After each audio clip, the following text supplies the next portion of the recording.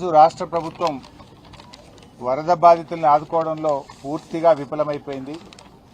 ముఖ్యంగా రేవంత్ రెడ్డి గారు ఆయనే మున్సిపల్ శాఖ మంత్రిగా ఉంటూ ఎప్పుడైనా ప్రీ మాన్సూన్ ముందు నాలాలన్నీ కూడా క్లీన్ చేయాలి.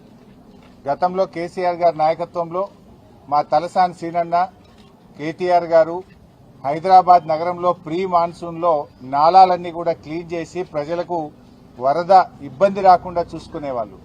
ఇవాళ రేవంత్ రెడ్డి స్వయంగా మున్సిపల్ శాఖ మంత్రిగా ఉంటూ ప్రీ మాన్సూన్లో నాలాలు క్లీన్ చేయకపోవడం వల్ల ఇవాళ హైదరాబాద్ నగరంలో అనేక బస్తీలు వరద జలాలతో మునిగిపోయి ఇంట్లో ఉన్నటువంటి నిత్యావసర వస్తువులన్నీ కూడా కొట్టుకుపోయిన పరిస్థితి, అన్ని కూడా తడిసిపోయి తినడానికి కూడా ఇబ్బంది పడుతున్నటువంటి పరిస్థితి. అయినా ఇవాళ ముఖ్యమంత్రి గారు హైదరాబాద్ లో ఉన్నా, మున్సిపల్ మంత్రిగా ఆయనే ఉన్నా వరద బాధితులకు ఒక్క పైసా సాయం కూడా చేయలేదు. ఇవాళ హైదరాబాద్ నగరంలో దాదాపు 7-8 మంది నాలాల్లో కొట్టుకొని చనిపోయారు. ఇవాళ ఈ చనిపోవడానికి కారణం ఇది రేవంత్ రెడ్డి వైఫల్యము, ఈ ప్రభుత్వం యొక్క వైఫల్యం.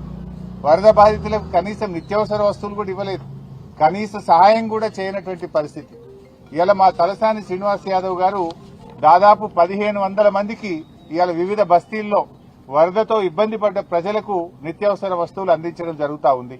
వెంగళరావు నగర్ గాని, గైడెన్ బాగ్ గాని, చుట్టాల బస్తీ గాని, కంచెబౌలి గాని, అదేవిధంగా కస్తూర్బా నగర్, నల్లగుట్ట, కరీం కాంపౌండ్, ధోబిఘాట్, ఇలా దాదాపు ఎన్నో బస్తీల్లో 1500 కుటుంబాలకు గౌరవనీయులు తలసాని శ్రీనివాస్ యాదవ్ గారు నిత్యావసర వస్తువులు అందించారు. ఇలా ప్రభుత్వం ఫెయిల్ అయింది, రేవంత్ రెడ్డి పట్టించుకోలేదు. కానీ తలసాని సీనన్న మాత్రం తన వంతు సాయంగా ఈ రోజు ఈ బస్తీ ప్రజల్ని తను ఆదుకోవడం జరుగుతూ ఉంది. ఎందుకు అసలు రేవంత్ రెడ్డి ఈరోజు మున్సిపల్ మంత్రిగా రాష్ట్రంలో ఎక్కడ చూసినా కూడా అన్ని బస్తీలన్నీ కూడా ఇలా మునిగిపోయినటువంటి పరిస్థితి, గుంతలమయమైపోయింది. చాలా చోట్ల కరెంట్ ఇబ్బంది జరిగింది, రోడ్లన్నీ కూడా పోయినాయి. ఆ గుంతలు బూడ్చే తెలివి లేదు కానీ 4th సిటీ గురించి మాత్రం ఏదో పోజులు కొడతా ఉన్నాడు. ఉన్న సిటీని పట్టించుకో, ముందు ఉన్న సిటీల్లో నాలాలు సాఫ్ చేయి, ఉన్న సిటీలో రోడ్లను బాగు చేయి. ఇది విడిచిపెట్టి కాంట్రాక్టర్ల కోసం 4th సిటీ అని 6 లైన్ రోడ్లు వేసుకుంటూ చేరినాడు. ఇవాళ ప్రజల గురించి నువ్వు పట్టించుకున్న పాపాన పోలేదు. రేవంత్ రెడ్డి ఇవాళ పూర్తిగా బరి తెగించాడు. ఎవడన్నా బరి తెగించి బజార్లో నిలబడితే ఏమంటాం అని అట్లయిపోయింది రేవంత్ రెడ్డి పరిస్థితి. మొన్న మాట్లాడుతున్నాడు ఆయన, కండువాలు కప్పినంత మాత్రాన పార్టీ మారినట్టు కాదట. కండువాలు మరి ఎందుకు కప్పినాడు? కండువాలు కప్పితే పార్టీ మారలేదని మాట్లాడితే ఇంతకంటే బరి తెగింపు మాటలు ఉంటాయా? అంటే రేవంత్ రెడ్డి ఇవాళ నువ్వు ఏం మాట్లాడుతున్నావు? వాళ్ళే మేము పార్టీ మారినాము, కండువా కప్పుకున్నామని వాళ్ళ ట్విట్టర్లో వాళ్ళే పెట్టి, మీ పిసిసి అధ్యక్షుడే 10 మంది కాంగ్రెస్ పార్టీలో చేర్చుకున్నా అని మహేష్ కుమార్ గౌడే చెప్పబట్టే, గాంధీ భవన్ లో మీటింగ్ జరిగితే మీ ఇన్ఛార్జ్ నేతృత్వంలో పార్టీ మారిన ఎమ్మెల్యేలు గాంధీ భవన్ లో వచ్చి మీటింగ్ లో పాల్గొండ్రి. పార్టీ మారిన ఎమ్మెల్యేలు Congress legislature party meeting CLP meeting కు కూడా వాళ్ళు హాజరయ్యి, నువ్వు వాళ్ళని తీసుకుపోయి ఢిల్లీలో ఏఐసిసి కార్యాలయంలో రాహుల్ గాంధీకి కూడా కల్పిస్తవి.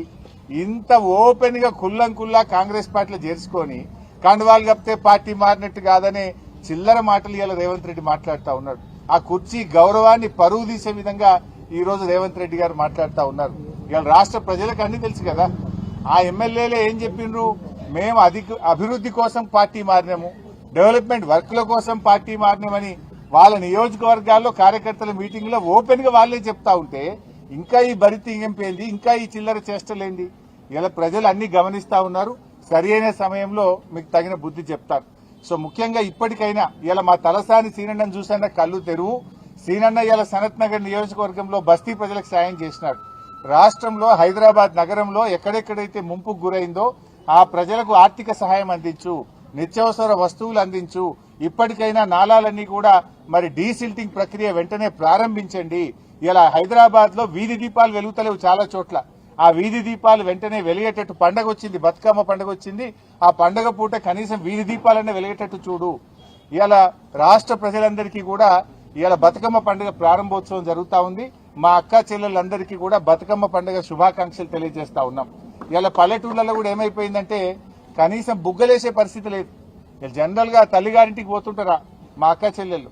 ఇలా గ్రామాల్లో కేసీఆర్ గారు ఉన్నప్పుడు మిషన్ కాకతీయలో చెరువులు బాగు చేసి బతుకమ్మ మెట్లు కట్టించాడు, బతుకమ్మ ఘాట్లు కట్టించాడు. పండుగను అద్భుతంగా జరుపుకోవడానికి ఫ్లడ్ లైట్లు వేసేవాళ్లు, రోడ్లు వేసేవాళ్లు, మొత్తం గడ్డి చెక్కించి అద్భుతమైనటువంటి సౌకర్యాలు ఉండేవి. కానీ ఇలా రేవంత్ రెడ్డి పాలనలో గ్రామాల్లో ఒక్క రూపాయి లేదు.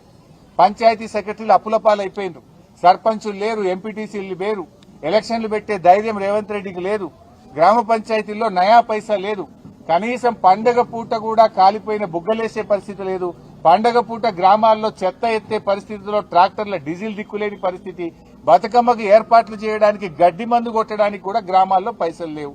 ఇది రేవంత్ పాలన. మాటలకు ఎక్కువ, చేతలకు తక్కువ. కనీసం పండగనన్నా పట్టించుకో. ఈ పండగ పూటనైనా గ్రామ పంచాయతీలకు నిధులు విడుదల చేసి తెలంగాణలో అతిపెద్ద పండగ బతుకమ్మ, దసరా పండగ. ఈ పండగ ఏర్పాట్లు చేసుకోవడానికైనా గ్రామాలకు నిధులు విడుదల చేయి. నీ పాలనలో ఈ 2 సంవత్సరాల్లో గ్రామ పంచాయతీలన్నీ కూడా మురికి కూపాలుగా, చెత్త కుప్పలుగా మారిపోయినాయి. ఇప్పటికైనా కళ్లు తెరువు, గ్రామ పంచాయతీలకు నిధులు ఇయ్యి. బడా కాంట్రాక్టర్లకు కాదు బిల్లులు ఇవ్వాల్సింది, గ్రామాలకు ఇయ్యి. పేద ప్రజలకు ఇవ్వాల్సిన డబ్బులు ఇవ్వు.